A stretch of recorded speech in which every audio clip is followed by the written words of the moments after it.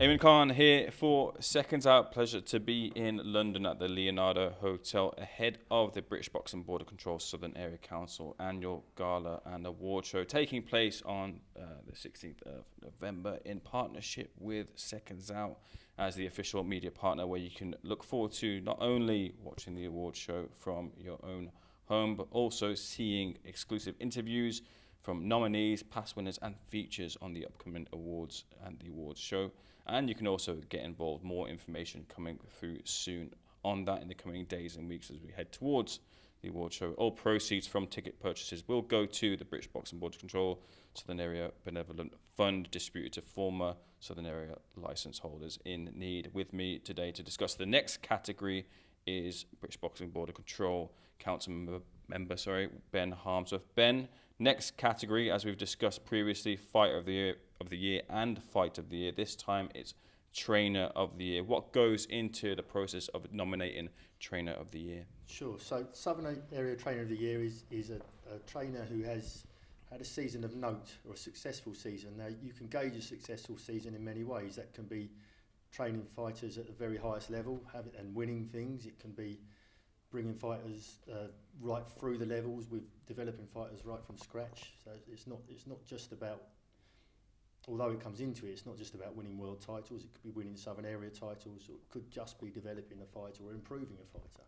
Yeah, so you look at that into the minutiae then, because everyone will kind of say like this is the most successful trainer, is probably the most likely to win the award, but you look at the stable, specifically the fighters they brought through, the development that they've done with each fighter. Absolutely.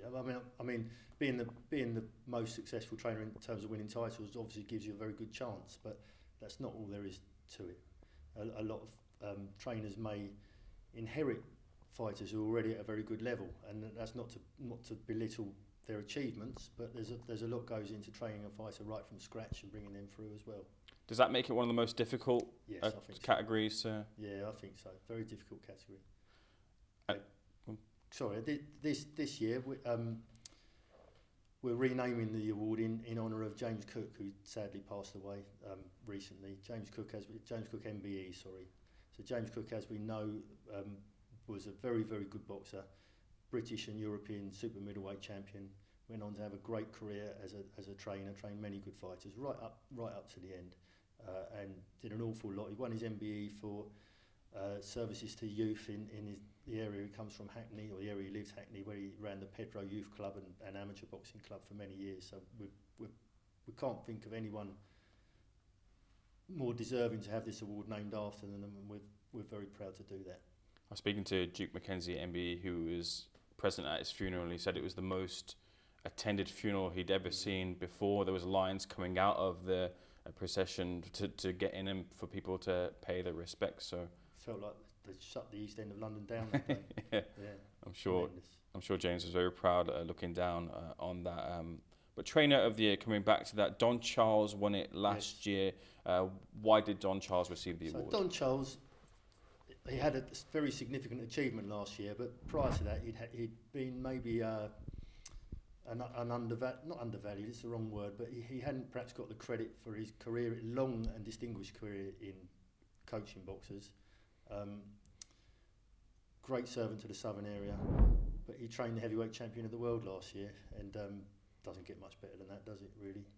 Do you think the recognition from the Southern Area helped Don get the recognition he hasn't received so far throughout his career? We would hope so, absolutely, and I know how proud he was to win it. I think he's still doing his speech now. anyone that was there last year, Don gave a real speech, very much from the heart. Went on for about 15 minutes. It was a long time. That's a long time stood at a podium. And it was fantastic to hear. Really, you could just hear the pride coming out of him, and we were proud of him. Well, congratulations to Don for last year. This year, the nominees are? Right, so we've got 3 nominees this year. We've got Tunde Ajayi, we have Ben Davison, and we have Wayne Batten. Going through each of them, starting with Tunde Ajayi, why did Tunde make the nominations list? So Tunde, similar to Don really, he's had a long career in the area without really getting the plaudits perhaps he deserves over the years, but he was a good boxer, and he's been a very good trainer for a long period of time. very well known for his association with Anthony Yard, who he's trained all of his pro career, actually trained in conjunction with James Cook towards the end, but at the very highest level. He's also recently had Joel Codua won the Southern Area title, which is that contest is up for Southern Area Fight of the Year as well. So that's Tunde. Ben Davison, going to say a good young trainer, but he's been a good young trainer for 15 years or something, hasn't he? He's always been a young trainer. Got a fantastic stable of boxers, young boxers, that a mixture really of boxers he's bringing through from the start of their career. So fighters such as Royston Barney-Smith, Moses Itauma, of course, young Moses, Anthony Joshua, Fabio Wardley, amongst others, Alois Jr. So a really rich stable there. So he's doing well with them. And Wayne Batten, who down there on the south coast is an area that's not always been a hotbed of boxing, but is becoming more of a hotbed again. It's having a bit of a revival. Wayne's had great achievements with Ryan Garner this year. So Ryan, who's had wobbles in his career, that's been well documented, has come back and had a fantastic year. Boxed twice, won the British, European and Commonwealth Championships this year, or last season. Last season, indeed. Trainer of the year, that about wraps it up for that one. Just once again, for those who are looking forward to the 16th of November, the awards show, you can find that out on Seconds Out Live, and interviews going forward for the nominees and past winners, as well as features too.